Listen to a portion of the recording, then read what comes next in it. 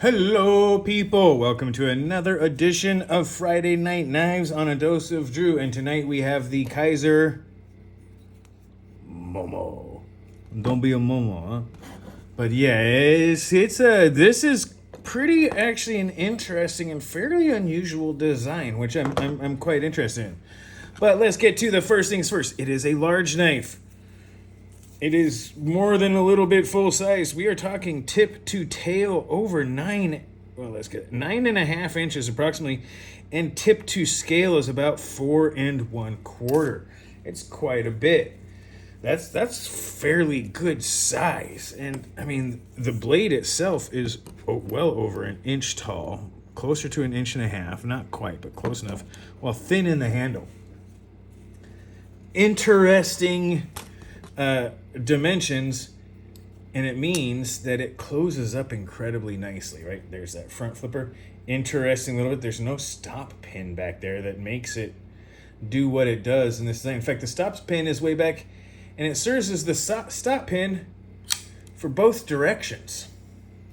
Interestingly enough, making for a very hollow spot. But that's pretty good size. Let's take a look at this sucker's weight, because it is, well, it ain't, let's just say it ain't light neither. Yeah, 5 1/4. It ain't as heavy as you might think. Given some other knives here, well, just not even, right? Pretty close. And that is way smaller than that, right? So just throwing that out there. Some other big, somewhat heavy knives, this actually does pretty good for its size. It's fairly lightweight for the size. You're going to hear that probably quite a bit from me. A couple other things I want to get across, because 154 cm steel, great budget steel, absolutely fantastic budget steel. And the blade stock, 0.115, that's about 3 mil. Little bit, 3 millimeters, and behind the edge, boy, can I get this? This is rough.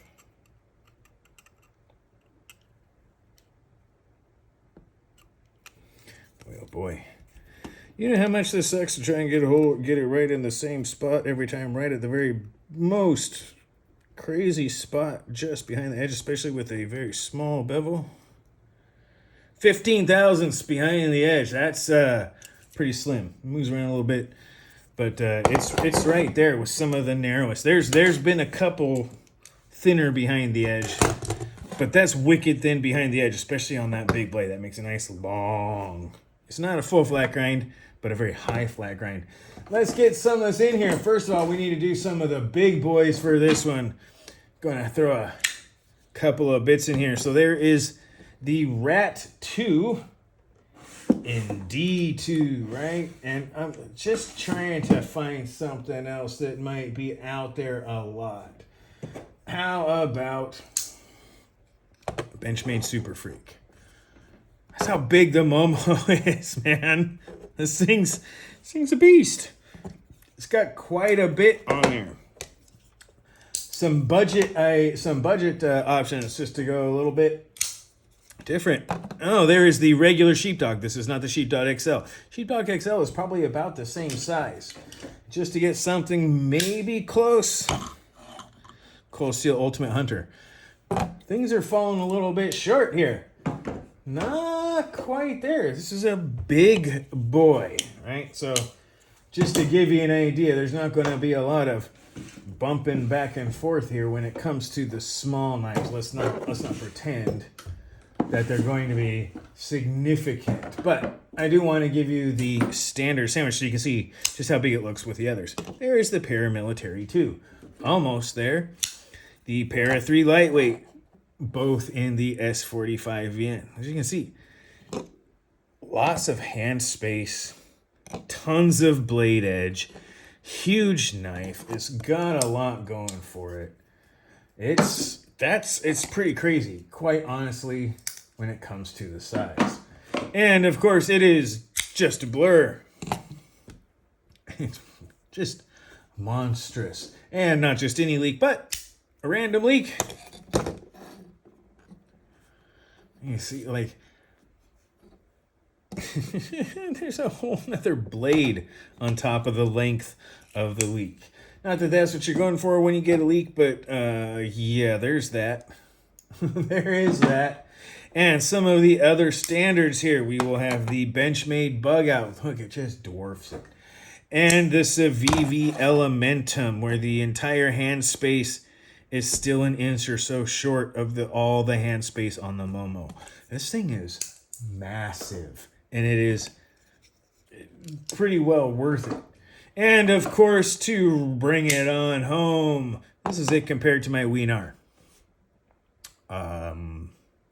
Size and everything, you know, its size is not everything. Okay, it's not everything. All right. So going from that, design, aesthetics, mechanics, noteworthy points, intended purpose, cost to value, expectations, and requests, if there is any, the damn nice-er categories. All right. So design.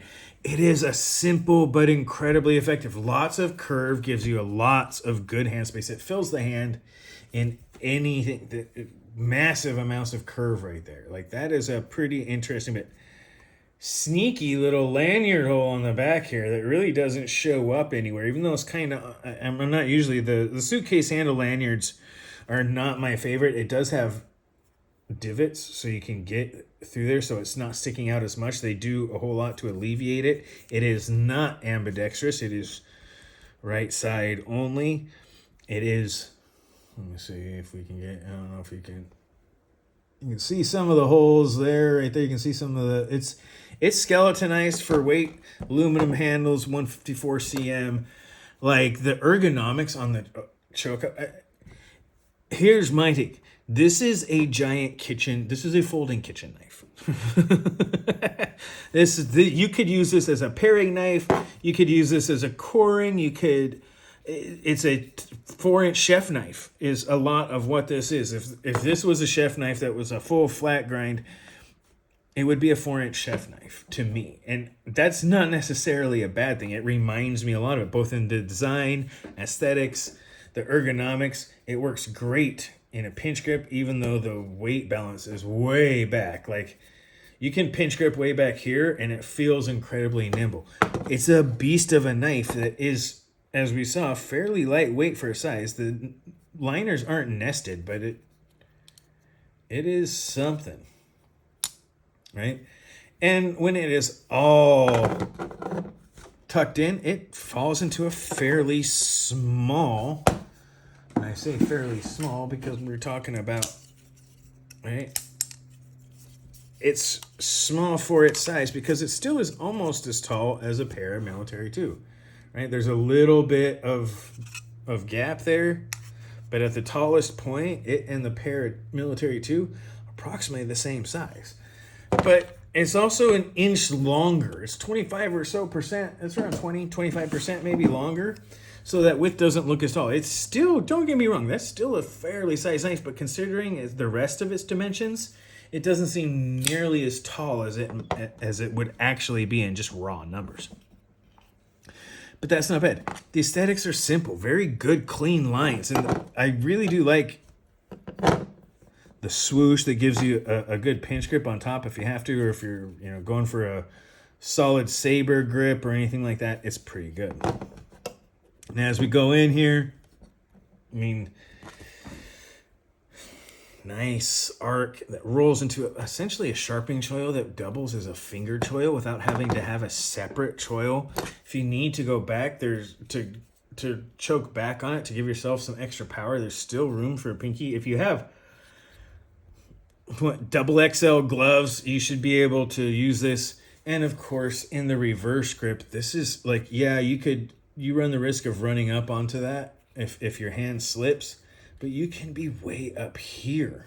And if you use it as like a modified kind of reverse grip, where you can use this as a bludgeon and this as a slice or stab, it's really, really fantastic on that. It's not really how good, but it's simple aesthetics with its elegant design belie and betray some of the genius. I don't want to say genius, but some of the just incredible thoughtfulness that is in this design. We'll get to that. The mechanics drops right on your thumb. That big blade is smooth. Big blades have a lot of weight and tend to not be quite as smooth, but you get right below the blade right there, push the liner lock, and that choil, that cutout, leaves your thumb alone. And then it is barely shaking it. Smooth. It is not a drop shot. You have to, you got to kind of shake it. And it'll go down.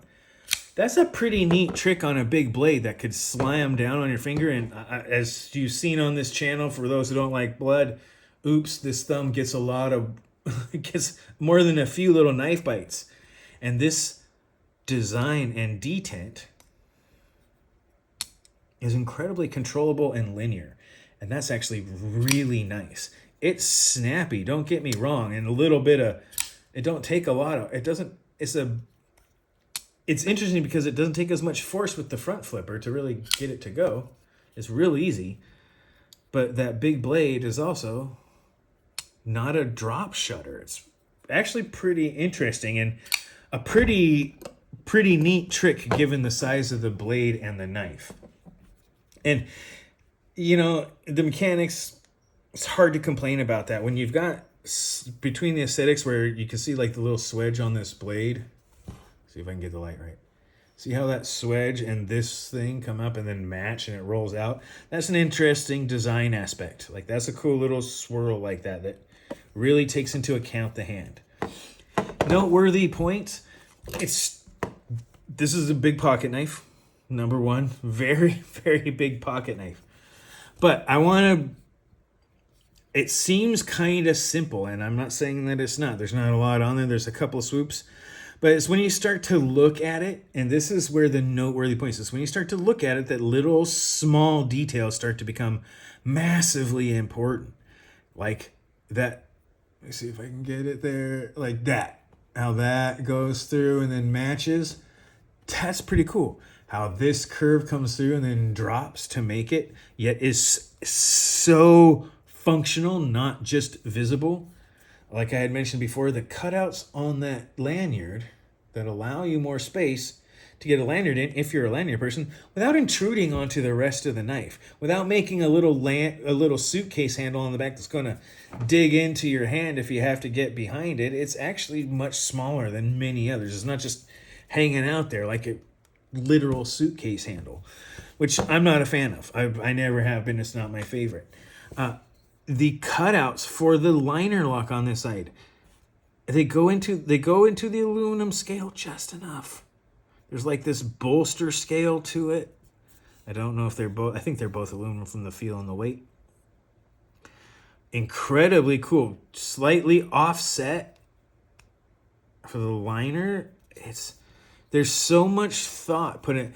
This low pivot in the center so that it allows it to stay tucked in. Like when it's closed, the pivot is in the center. So it allows it to maintain a fair amount of narrowness given the rest of its size. Thin blade stock, high flat grind, incredibly thin behind the edge, good steel. There's just only a couple of screws, hidden screw construction on the pocket clip. It's very clean design with a whole lot of detailed thought put into it. And that's fantastic. That is very noteworthy to have something that kind of looks so plain and just, it's got some swoops. But it's the tiny details that really do end up mattering on that EDC, that everyday carry, that daily use that you have to use sometimes for a lot of different stuff. And all of a sudden there's these little tiny touches that just make a difference. Pretty amazing. I don't know what you need a lanyard for on this big knife, but it's big enough, strong enough, useful enough that you could take it and use it as an outdoor kitchen knife, folding kitchen knife.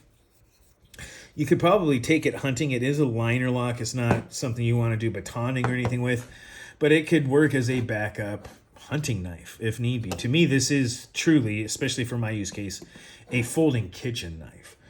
And that's all of those things I talk about is the intended purpose, in my opinion, is a great EDC that's for people who like large knives, who want a little bit more cutting edge. They want that little bit of extra. They got big hands. Whatever reason it is that, as a recent commenter on one of my videos just said, they just like the larger knives. They like the feel of something like a military or a larger, a Spyderco military or something like that. That is just a bigger knife. They don't necessarily have huge hands. They just like the feel. And sometimes I'm with them.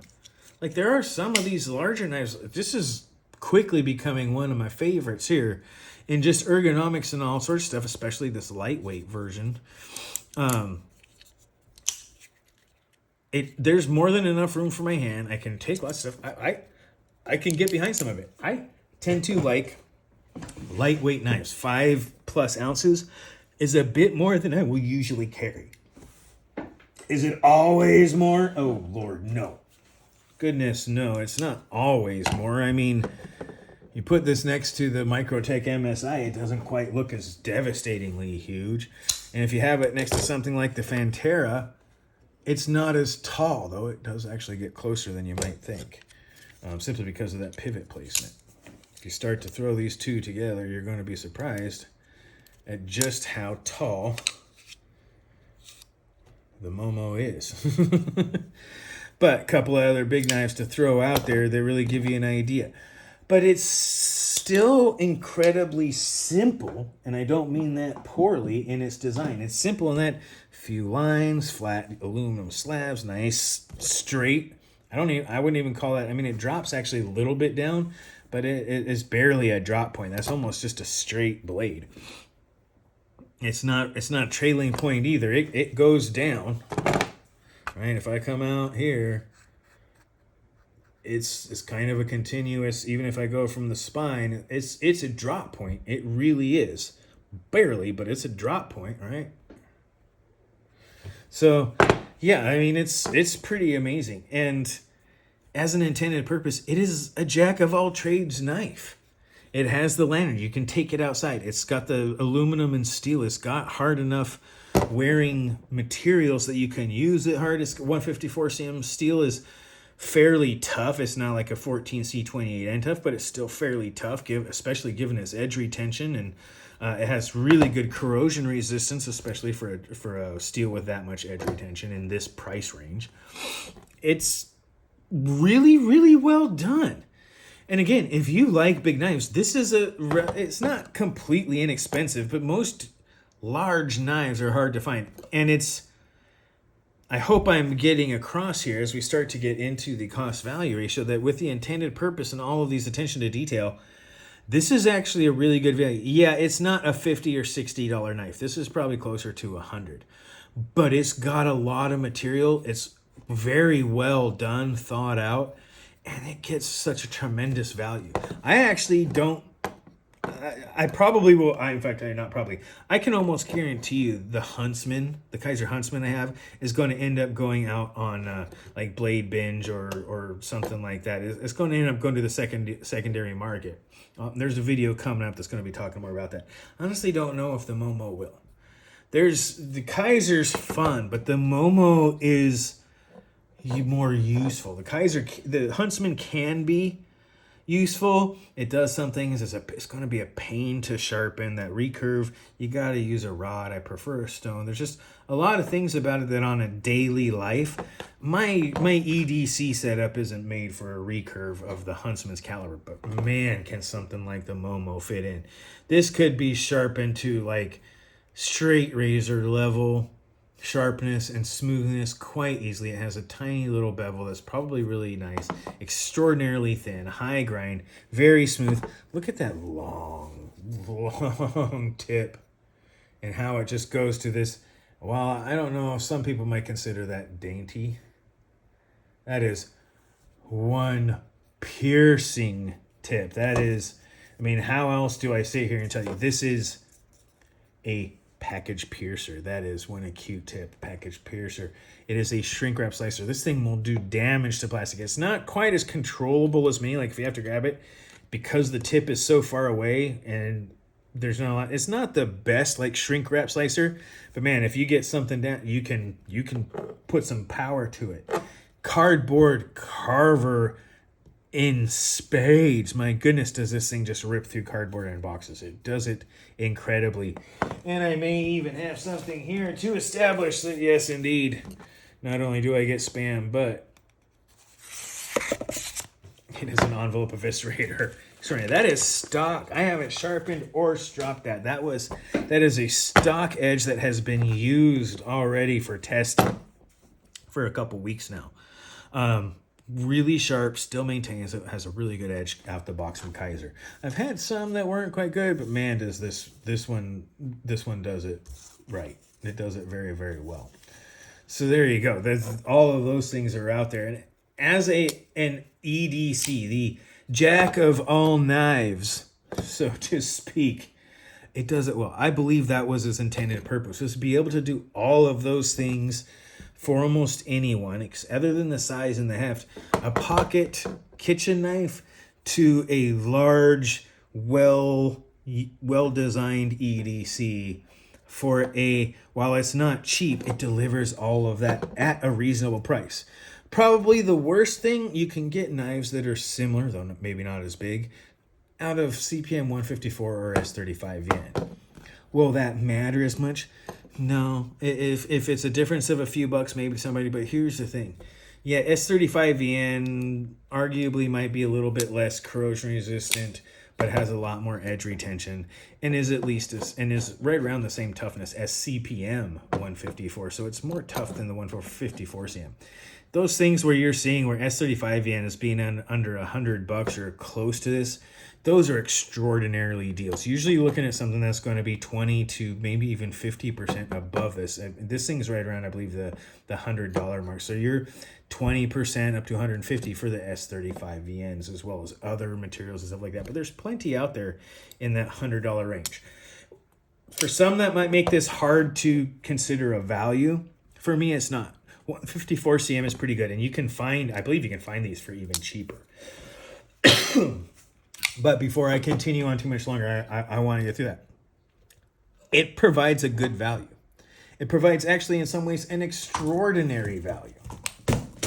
Okay? It's never going to lose. It's not going to... Oops. Sorry, everyone.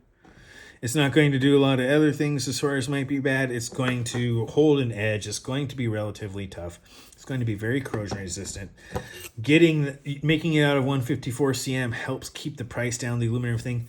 I think this may even be down to less, but it's a pretty decent deal. I'm sure some of the money is going to the designer, and they well deserve it. There's been a lot of work put into it. If anything, yeah, it probably could be in the $70 to $80 range. And if these start coming down on that $79.99 range instead of the $99.99 or something like that, it's going to be a much better value. But there's a lot of material and sort of just little details that take time, and time is money when it comes to manufacturing. And so that might be there. Is it the best value? No, but it's still a high value. In fact, I'm going to give it a 90 for value. It's pretty darn good in overall cost to value ratio. And I honestly didn't expect this knife to be this good. I had expectations about Kizer's execution. They usually do all right. They have a really good track record with me as far as putting knives put together. I'm not a fan of all their button locks, but their button locks continue to improve. And some designs if it was just slightly recessed so that whole thing went below when it was disengaged, that would be fantastic. But as it is, the clairvoyant's almost there. There's a lot of good stuff, and they're getting better. It exceeded my expectations. The attention to detail, the overall usefulness, the way this thing with that behind the edge, the high grind. I mean, that is almost when we talk about height, and we're used to things like, say, the Paramilitary 2 or something like that. The blade stock is just a lot thicker. It is significantly thicker, and the grind just really isn't that much higher. It's not that much different, other than maybe a quarter of a degree, maybe. You know, at best. In fact, I bet. Let me see if I have something around here. I bet I can even get that measurement. Let's check this out. My new tool for the bevels. Spyderco routinely has bevels that are well apex but have 2 different degree settings. So let me see here. We're at about 2.5 degrees on the primary. And this one's a little bit off too. We're talking 2.5 degrees on the primary bevel. Let me get that back here. And around 14 and 18 per side on the secondary bevel. So there's one that's going to be slightly larger. So that was a little bit off too. For anyone who wonders, that is approximately the same kind of secondary bevel incongruity that Spyderco puts on pretty much every paramilitary tool I've ever had. So does it bother me? No. It's incredibly well apexed, as you saw, even if the 2 sides are different. So it's...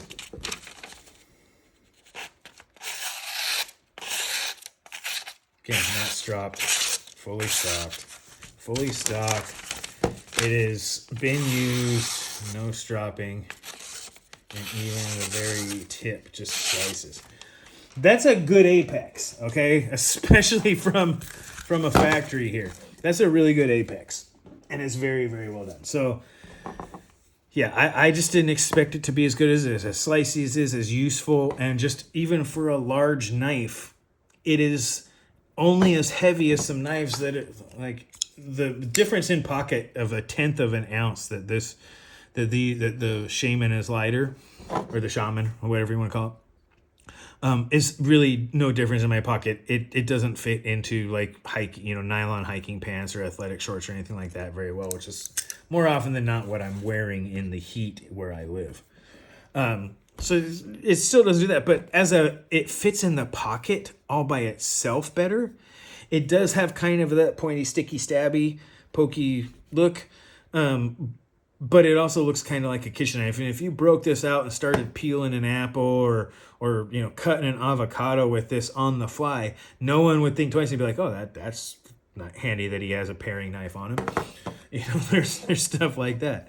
It's really good in that sense, and it really did exceed my expectations. Do I wish there was a different version? Oh, man. Yeah, but what are you going to do? Like, at this price range, you got to really go up. You need a steel that's going to be corrosion resistant and tough with decent edge retention. If you're going to upgrade the handles, titanium, I guess. Maybe nested liners. I wouldn't suggest a frame lock because I like the clean lines without the frame lock, and there's not really a bolster that you could make a case for a bolster lock.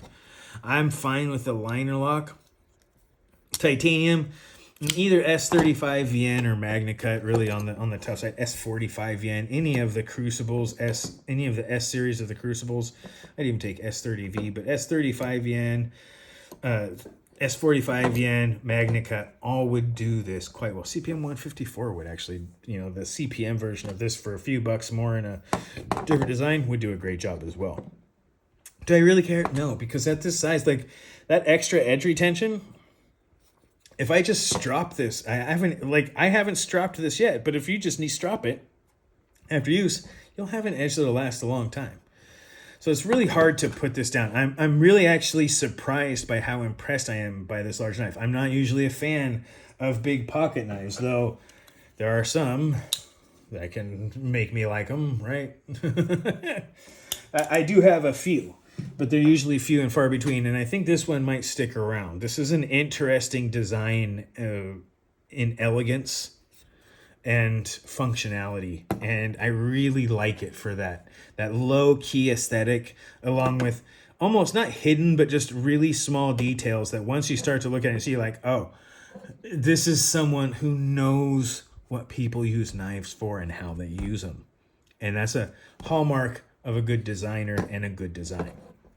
All right, so with that, I'm going to just do a recap real quick. The design, very elegant, very nice. I like the aesthetics. It's simple, but with a very good knife and purposeful bend to it. The mechanics are up there with anything. I'm actually really impressed by the controllability of that fall on such a large blade.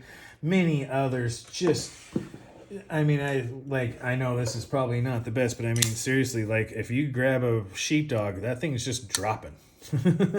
As a big blade, and with a detent, maintaining a blade control like that is still easy to flick in the front. Really incredible, actually. So the mechanics are spot on. The noteworthy points are its size and the attention to detail that make it, as an intended purpose, a knife of all trades, a jack of all trades knife that you can use as an everyday carry that is big enough to do big, tough, I don't know about hard jobs, but big jobs, and is still useful, well thought out, and has enough utility that you can do detailed work or any of the smaller or just daily tasks. And its cost to value ratio, its cost isn't as low as it could be, but it's still very affordable given both its size and just design integration. So it's about a 90, and if you're expecting this to be good, it's going to exceed your expectations. If you're expecting it to just be good, it's going to exceed your expectations. I feel that would be true. Because I expected it to be good, and it was much better than I thought it would be. And maybe you could have a slightly higher cost version. Quite honestly, if I were to look at this and say, you know what would impress me? It would actually be a lower cost version. Give me one of these between 50 and 60 bucks with a micarta handle and a 14C28N blade that's been hardened to between 60 and 61. If you can pull 20 to 30 bucks off the price of this knife, to get that, you'll get almost all the same value, almost all the same function and value for a lower cost. And that just improves the cost of value. So you could have a more expensive one, but I would actually go for something like a micarta or G10 version, maybe with some aluminum up here on the bolster just to give it some character, that you could get for, maybe 20% less for a well heat treated 14C28N. And I know Kizer has done so before. But yeah, and that's where I'm going to leave it. Very high value. I actually, it's earning a score similar to its cost value. It's in the 90s, which is huge for a large knife for me. It's high value. It's got a great purpose. It's large. That for some people, that's going to increase the value. For other people like myself, it decreases it just a little bit. But it does so much with its size. It redeems itself with its versatility, intelligence, and thoughtful design for the size that is just usually too much knife for me to carry in my pocket. It looks like I'm trying to compensate for something. But yeah, it really does that quite well. And I just didn't expect that from the knife. I expected this to be something that was just long and pokey and it would probably end up going on the secondary market. And I'm thinking it may end up even staying in my collection. And that's where I'm going to leave it. I'm really impressed with the Kizer Momo. I think the design, partly, maybe I'm overscoring it because I'm just by how surprised I am, however, but between the aesthetic design, the cutout lines, the milling lines, and everything else, it's just well done. So go ahead, take this video, watch it twice, comment as much as you like, be mindful of side effects. Remember to like and subscribe. This has been your dose of Drew. I am said Drew. You guys have a great rest of your night.